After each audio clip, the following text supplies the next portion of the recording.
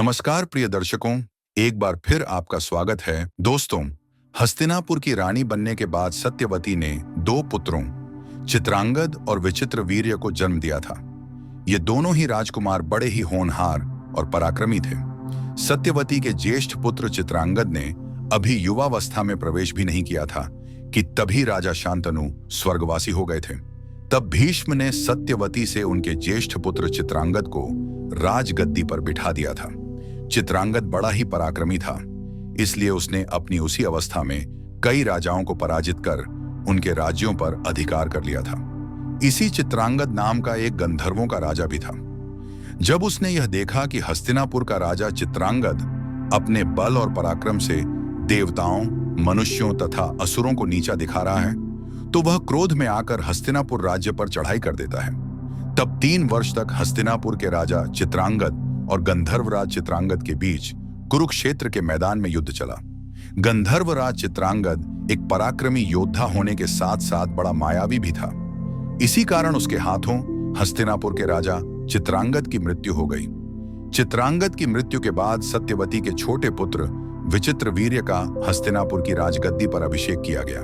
विचित्रवीर्य भी उस समय युवा नहीं थे, वे बालक ही थे, इसलिए सत्यवती ने भीष्म को उनका रक्षक नियुक्त कर दिया। विचित्रवीर्य बड़ा ही आज्ञाकारी बालक था, इसलिए वह भीष्म की आज्ञा अनुसार अपने राज्य पर सफलतापूर्वक शासन करने लगा। कुछ समय बाद जब विचित्रवीर्य युवा हुए, तब भीष्म और सत्यवती उनके विवाह के विषय में विचार करने लगे।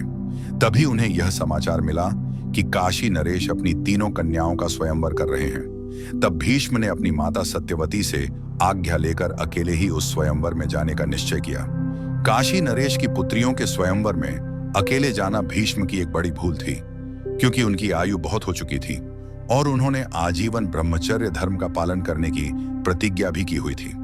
इस कारण स्वयंवर में उपस्थित सभी राजा उन पर हंसने लगे, जिससे भीष्म को बड़ा ही क्रोध आया। उन्होंने काशी नरेश की तीनों पुत्रियों को बलपूर्वक अपने रथ पर बैठा लिया और वहां उपस्थित सभी राजाओं से कहा कि मैं अपने भाई विचित्रवीर्य के लिए काशी नरेश की एक पुत्री का रिश्ता मांगने आया था, परंतु तुम सबने मेरा उपहास किया। अब मैं काशी नरेश की तीनों पुत्रियों का बलपूर्वक हरण कर रहा हूं। तुम सभी राजा मिलकर या तो मुझे युद्ध में हरा दो या फिर हार मानकर भाग जाओ। भीष्म की यह चुनौती सुनकर सभी राजाओं ने अपनी अपनी सेनाओं के साथ मिलकर भीष्म पर धावा बोल दिया, लेकिन भीष्म ने अकेले ही उन सबको परास्त कर दिया और तीनों कन्याओं अंबा, अंबिका और अंबालिका को लेकर हस्तिनापुर लौट आए। वहां उन्होंने तीनों को अपने भाई विचित्रवीर्य को सौंप दिया। लेकिन उस समय अंबा ने भीष्म से कहा, मैं मन ही मन पहले से ही राजा शाल्व को अपना पति मान चुकी हूं और इसमें मेरे पिता की भी सहमति थी, इसलिए आप धर्मानुसार मेरे साथ न्याय करें। अंबा की बात सुनकर भीष्म ने सत्यवती और ब्राह्मणों से विचार विमर्श किया और फिर अंबा को उसकी इच्छा के अनुसार जाने की अनुमति दे दी। अंबा के जाने के बाद अंबिका और अंबालिका का विवाह राजा विचित्रवीर्य से कर दिया गया। राजा विचित्रवीर्य को अंबिका और अंबालिका जैसी पत्नियां प्राप्त हुईं, लेकिन वह अत्यधिक काम प्रधान हो गए थे। इसी कारण विवाह के 7 वर्षों बाद वह शैया रोग, क्षय रोग से पीड़ित हो गए।